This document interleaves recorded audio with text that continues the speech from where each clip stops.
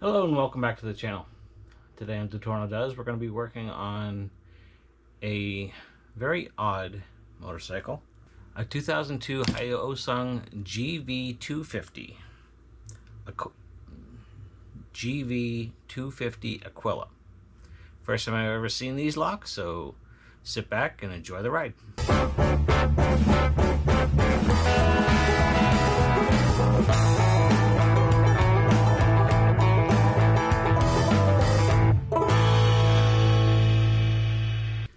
Okay, so I have a customer that brought in all the locks from the bike. I have a gas tank, I have a helmet lock, and I have an ignition, all from this 2002 Hyosung. Apologize if I'm saying that wrong. Apparently it's a Korean bike, from what I can find. Not a lot of information in any of my books as far as key blanks go, so I went through. I found a couple blanks that potentially work. I found a X121, which is a Chrysler blank, and I have a HON 64 BP. So that's a Honda motorcycle blank. So your guess is as good as mine. Neither one of them may work. Here's the Chrysler blank. It does go in. I don't know if this shoulder is long enough to allow me to get all the cuts in for the key. I won't know until I pull this lock apart. And so this shoulder is even shorter than the Chrysler. So there's the shoulders lined up, and you can see this blank from the shoulder is shorter. So I don't know if either one of these is going to work, but you'll find out when I find out. Okay, so the first thing we're going to do, there's actually 3 screws. This one here holds the wire harness on, and then there's 2 screws here. We'll pop these 2 out and see if the wire harness comes with this or if it wants to stay with the rest of the ignition. Usually there's just a plastic contact strip underneath here, so I'm hoping I can get away with leaving all that, but if not, it's just 1 screw.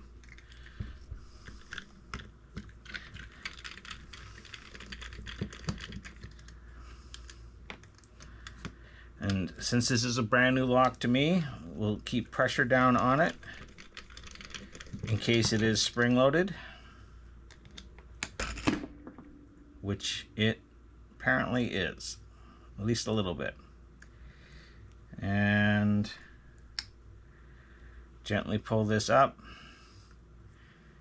keeping an eye on things, making sure it doesn't grenade on me.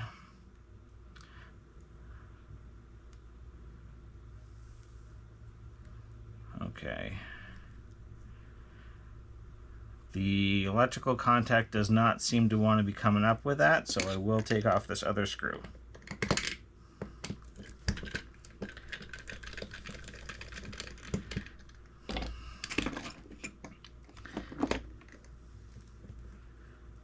So I'll lay that down.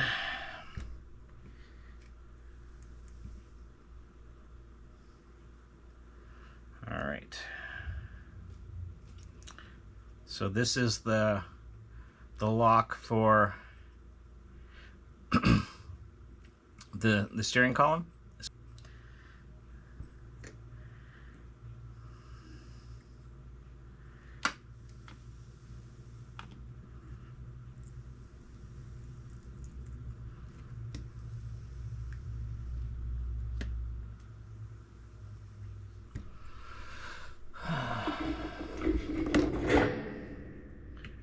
Gently take and see if that will pry up. There it goes. It is sliding up. And let's make note of the orientation before we take it out. So this tab here is now down here by the screw, because we're not sure if the shaft that it's on is keyed or not. It could be just a round shaft, or it could be D-shaped, we don't know yet. And it is semi-keyed, it's flat on both sides. So this could go 180 out. So it can go on two ways. Set that aside. And we can take the dead spider out of here.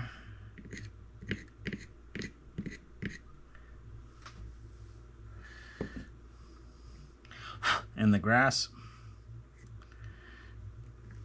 Alright, now we'll pull the electrical contact off. Set that down. Again, we'll make note of this shaft.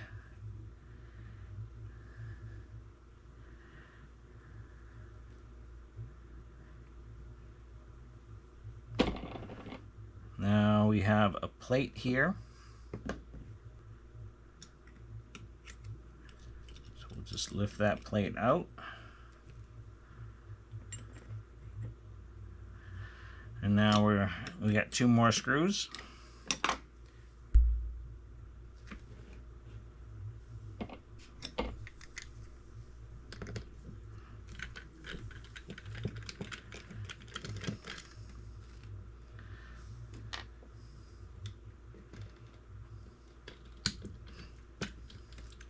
And that, again, it feels like it's spring-loaded. It did start to pop up, even though the electrical side seemed like it was.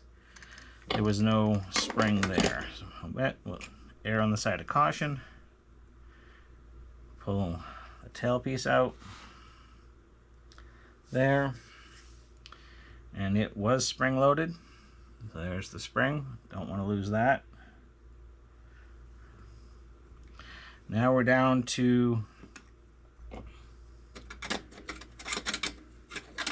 the lock cylinder. So for that, I don't know if you can see it there.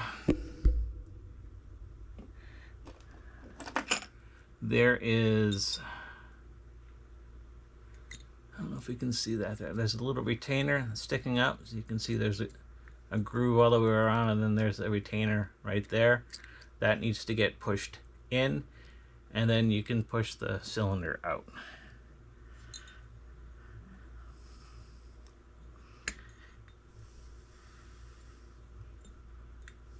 Do my best to have us both see.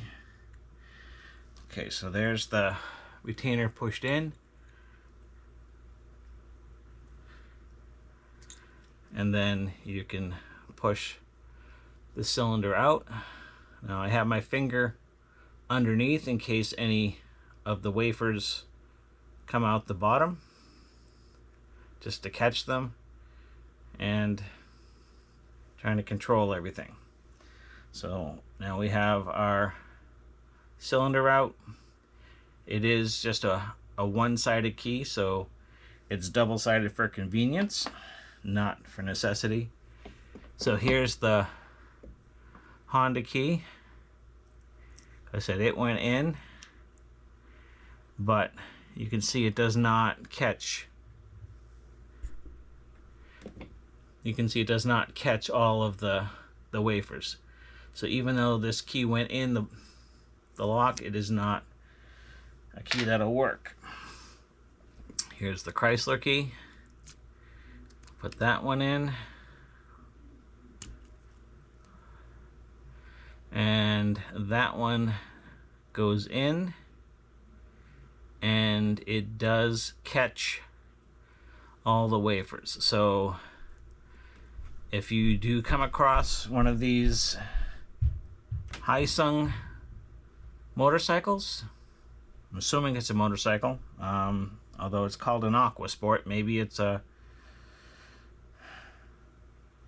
yeah, I'm not sure. It's called an Aqua Sport, but it does have a helmet lock like a motorcycle.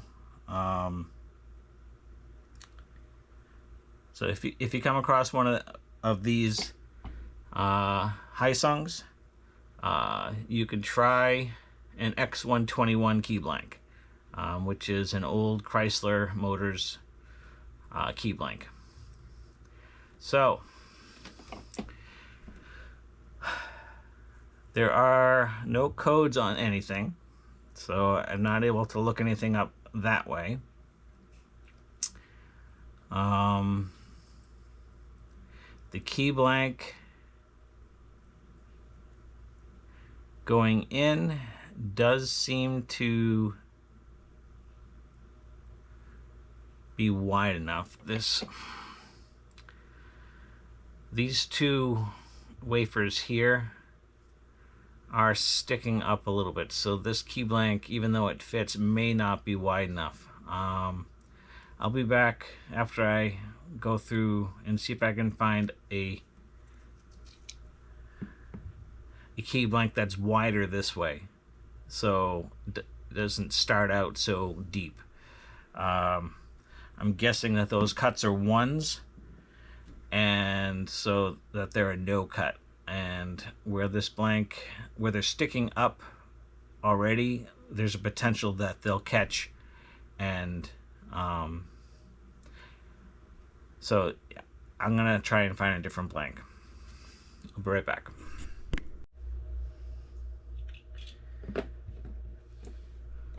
Okay, so if you are working on one of these, a Saab blank, which is an X52, will go in, and it will catch your one cuts. So those are flush on both sides, so that will work. But it does not bottom out. I did find another blank. This is for a Kymco scooter. This is a KYM2 blank, and that one does go in as well. It does cover the one cuts, and it seems to bottom out in the cylinder. So we're gonna go with the KYM2 blank. But if you don't have that blank, you can use the Saab X52 blank, and push comes to shove, you can use the Datsun Chrysler X121 blank. Just bear in mind that if there are any ones, they may hang up on you.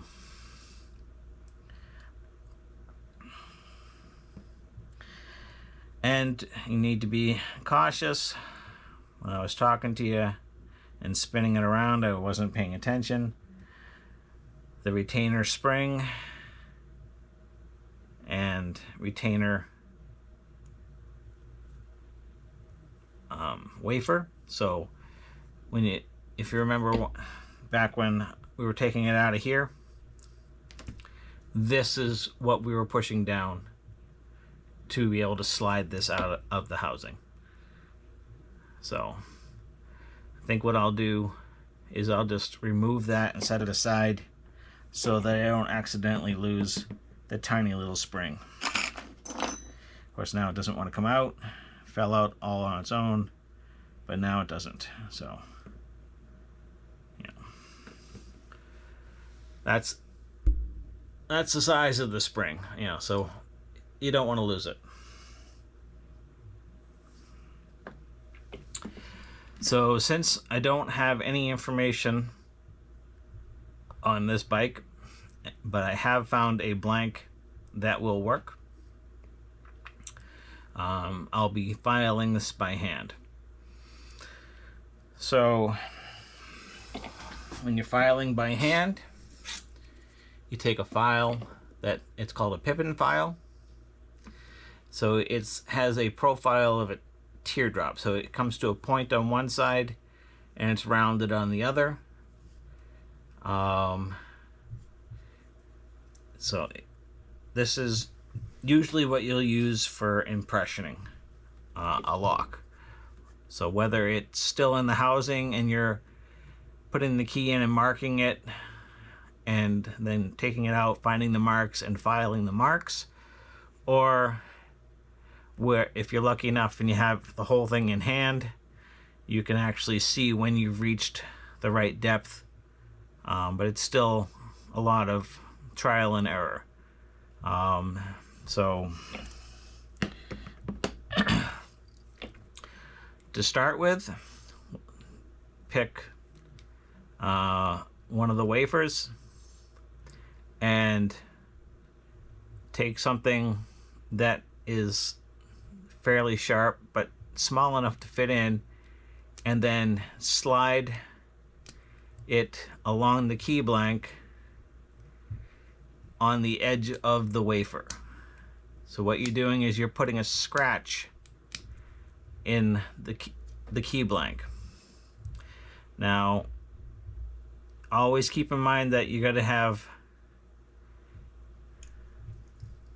your hand over these wafers as you're pulling them out, as you're pulling the key out, because the springs will be under compression when the key's in there. So when you pull it out, you could start popping the wafers out, like the retainer fell out. So you want to make sure that they're upright and have your hand over it so that they don't go flying. Something also to keep in mind, if they do go flying, if you find them, you can put them back. But if you have several that fly out at once, since this key works other locks on the bike, that would be bad because you wouldn't know what order they went in. If one pops out, you pick it up, put it back in, not a big deal. But if you had several, now it's a hunt and peck game of which key, because you can put them in and make a key that works it, but it won't necessarily work the other locks on the bike if you put them in the wrong order. So just bear that in mind and be cautious about it.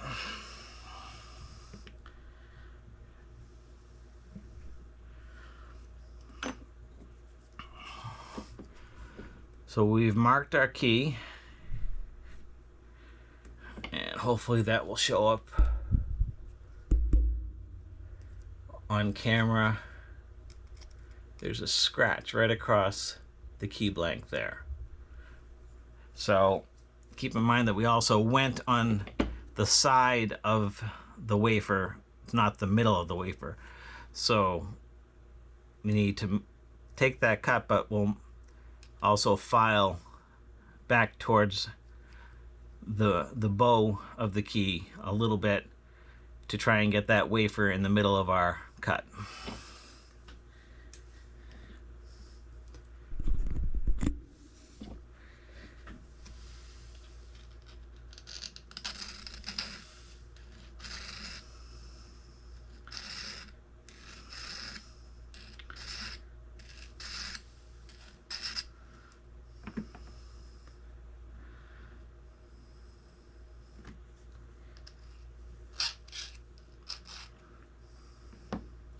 Alright, so when you're filing the key, I don't know if this will show up until I edit it, but I have the cut this way here, but it's pretty up and down here.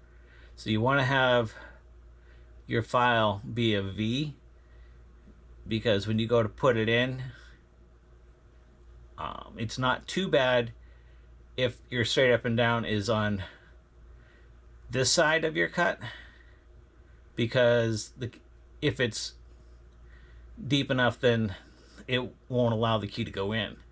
But if you were to accidentally have it on this side, the key would slide in, but you wouldn't be able to pull out because you wouldn't be able to pull the key out because that flat would catch on the wafers. So make sure that you have your filing in a V shape.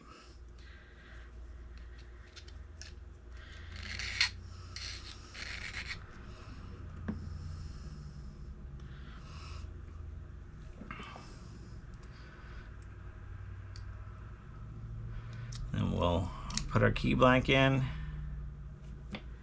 and we're almost flush, so we just got to go a little deeper.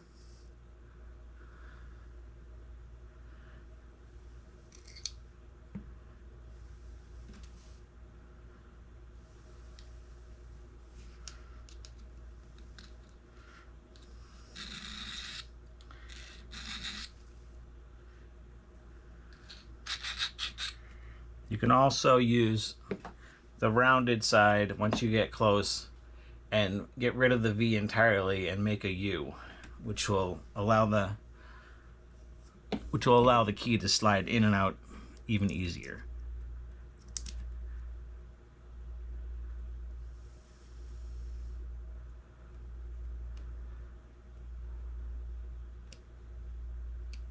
Still not quite deep enough.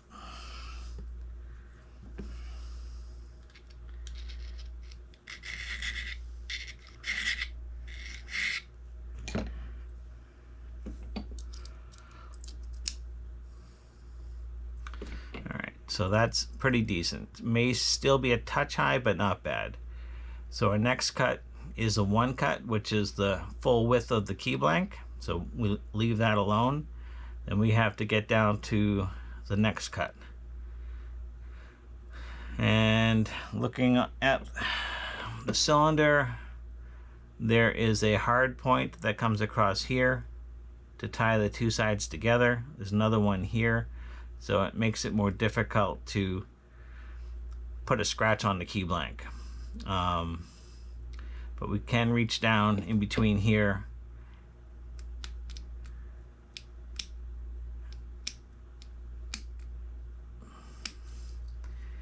so we'll scratch that. We'll see if it came out.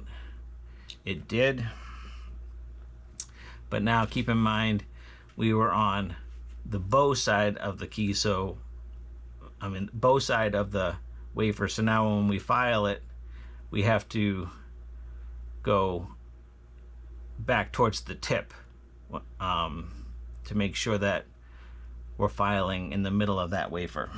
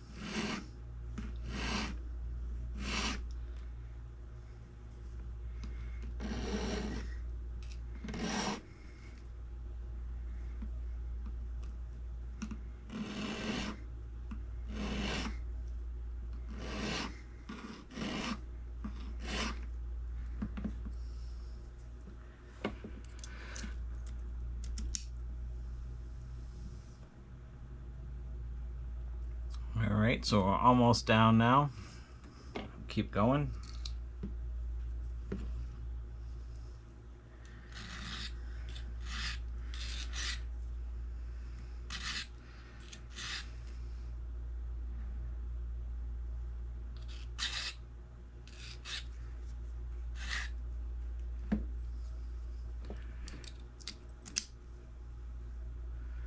Alright, so that looks good.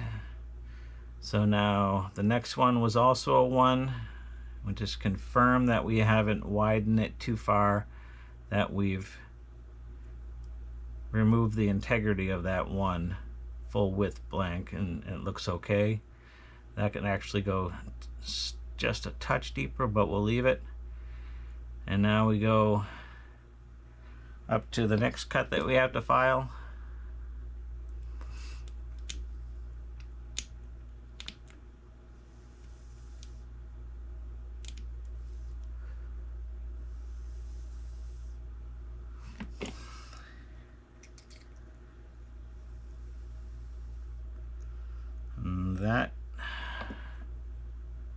didn't mark well. So let's try it again.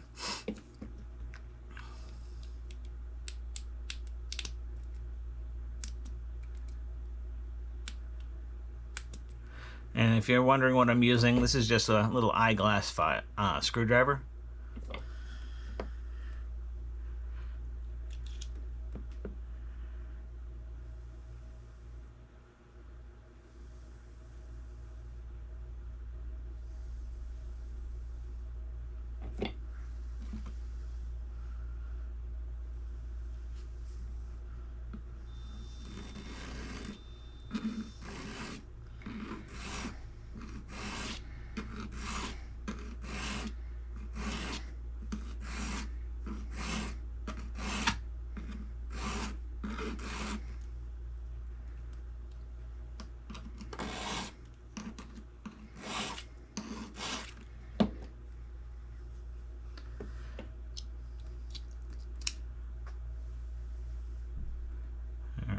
And that one is really close. Go a little deeper on that.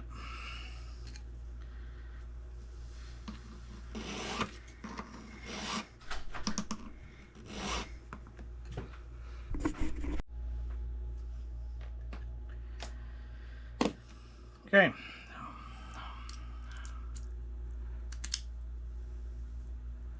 We have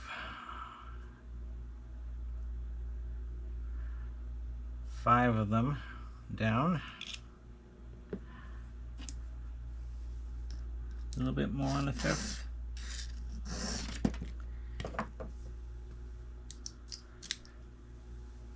There we go.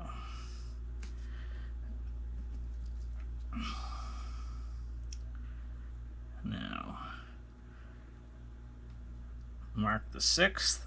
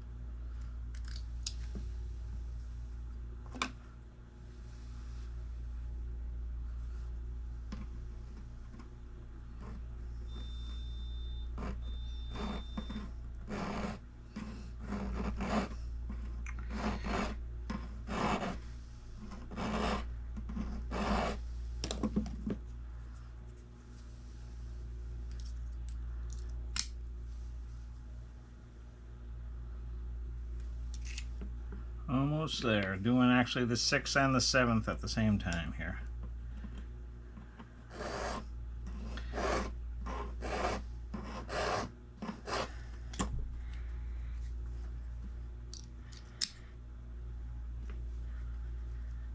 Alright, so before we put that retainer in, since it fell out, we can stick this in and try it and see if it'll work. And it does not want to turn, so they're still too high.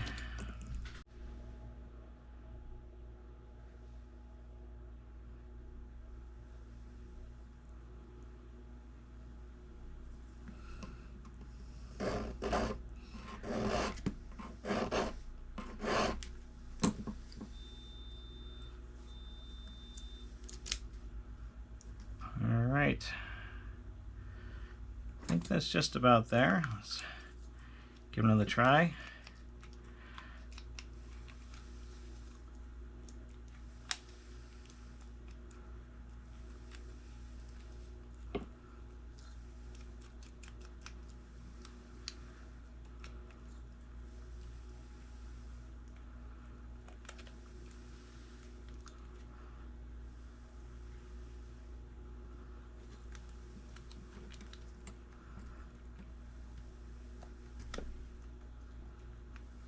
Alright, so it does turn, but it dragged a little bit, so we'll see if it marked.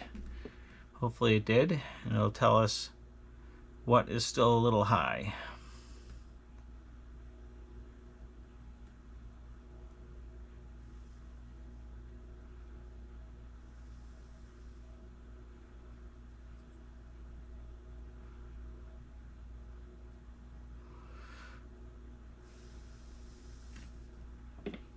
Did not.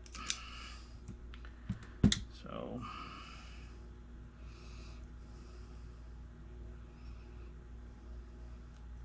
we'll just confirm that nothing is cut too deep. So it looks like most everything needs just another whisker more.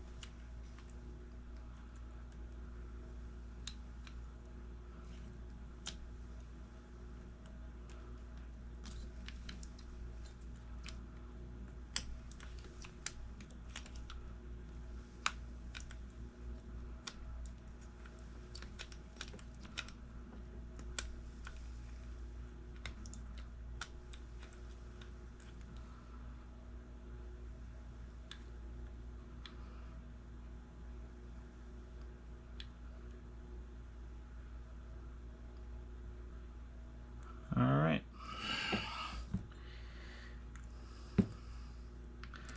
So we'll put this retainer back in.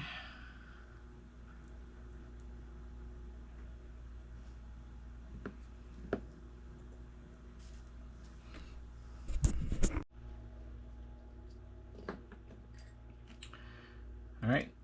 So now we have the lock in.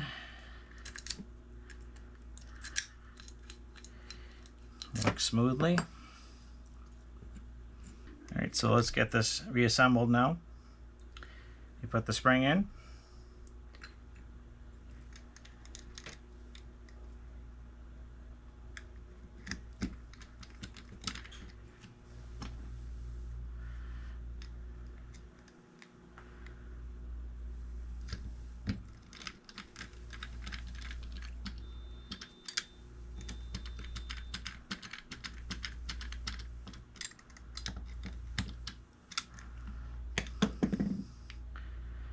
Then we put contact in.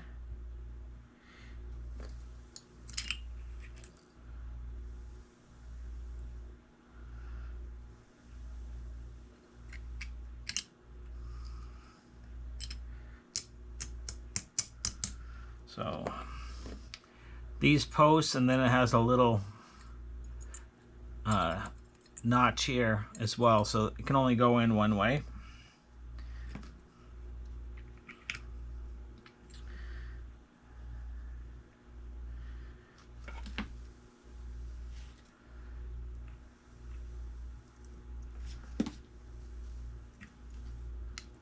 Getting ahead of ourselves. We've got our electrical contact,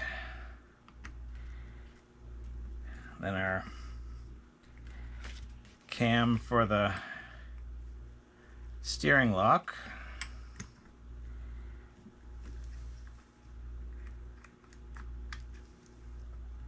it all sits together, hopefully. A little rough.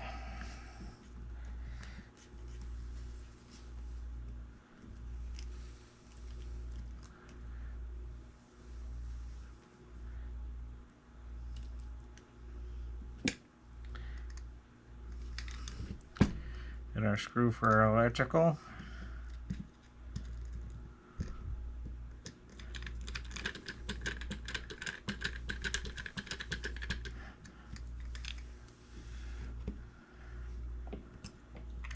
And our last two screws.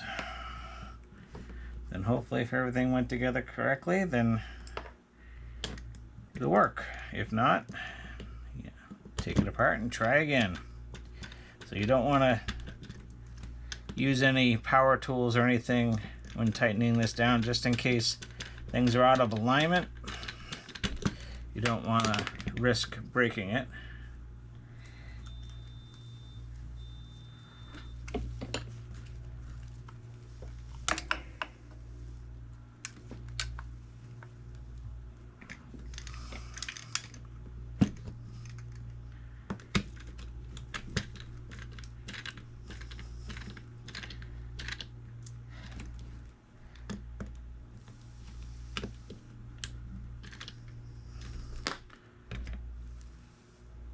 It all seems to be down correctly. Now keep in mind we only have one side of this key cut, so it'll only work one way.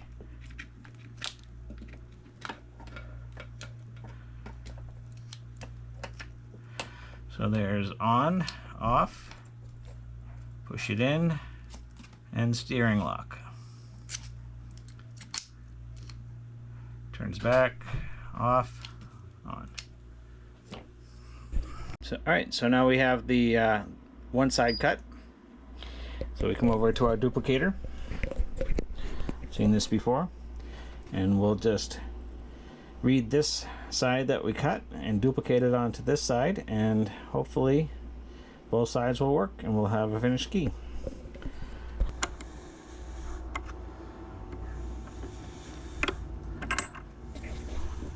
Alright, so now we'll just put our key to be copied in this jaw and let it read.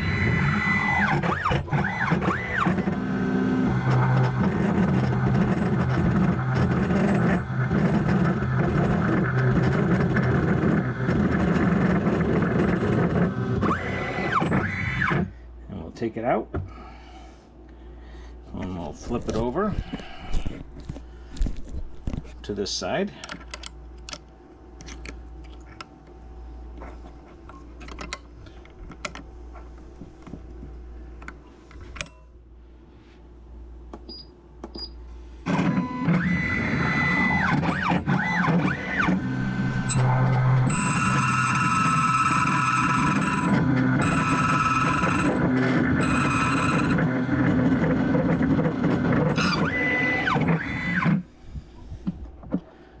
And there we have the key, duplicated both sides.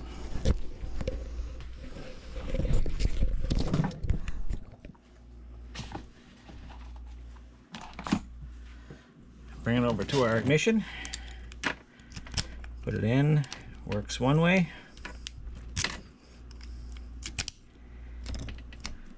works the other way.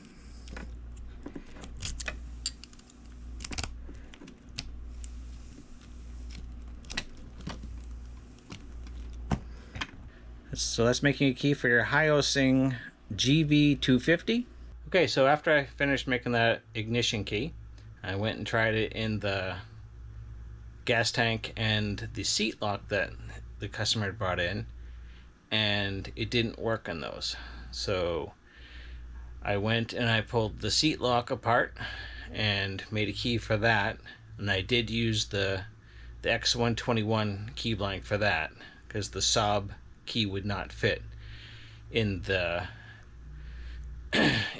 gas tank or the seat lock. So the ignition apparently had been changed out, which is why it was a Kymco blank. But anyway, I made the key for the seat lock, and that worked the gas tank. Basically the same process of taking the lock apart and then filing the key by hand. Thanks for watching. Please like, subscribe, and comment. As always, God bless. Have a wonderful day.